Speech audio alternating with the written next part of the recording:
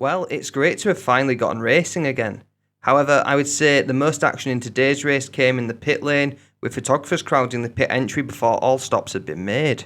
But in today's video, Toto Wolff has made a surprising comment in regards to Verstappen's racing in Baku, and on top of that, Russell has made a huge confession regarding the RB19.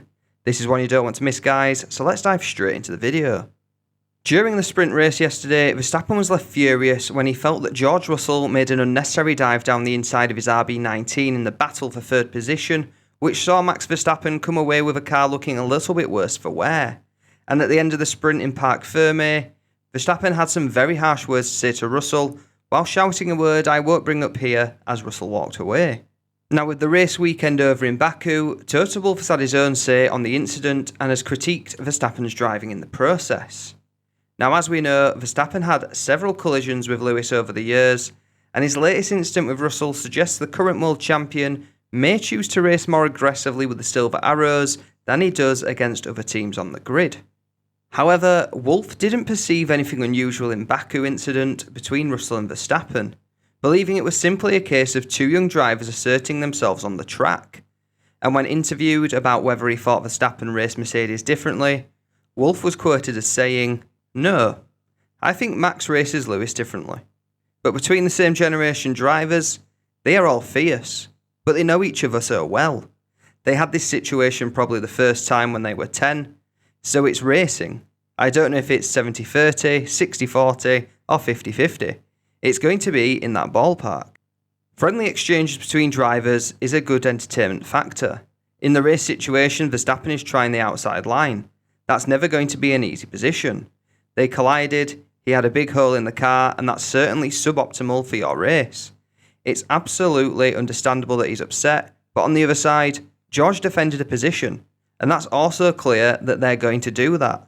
So it's not the first time I guess they had this situation between each other. Wolff also made it plain and clear that he felt trying to hold the outside line like Verstappen did will always carry an element of risk, as he went on to say, "If I'm George, I'm doing exactly the same. If I'm Max, I'm upset. I think he defended well. I think it's dangerous to overtake around the outside because you could either end up in the runoff or you can end up in the wall. Or you can have somebody on the inside that is weak and gives you all the space in the world. But on the inside is quite an angle you need to achieve. And if you try to turn around there tightly, they're going to lose out on the next straight." With the form that Mercedes had shown in Australia, I think many fans watching were expecting a little bit more from the W14 this time around in Baku, especially with the suspension upgrades that were brought in. However, it turned out to be an underwhelming weekend overall for Mercedes, who achieved a rather unspectacular 6th place with Hamilton and 8th with George Russell, who has since commented saying there is still a lot of work to do when comparing the W14 to the Red Bull's RB19. "I think we believe we could take the rear wing off fully, and Red Bull would still be quicker than us on the straights, and that's not even a joke. So we don't understand what they're doing. They've clearly done something incredible, something very, very tricky.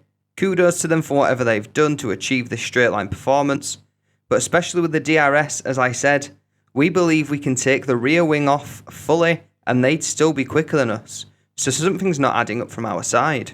So it looks like it's once again back to the drawing board for Mercedes, who have now tumbled down the order again, and in some desperate need of some additional straight line speed as we head over to Miami next weekend.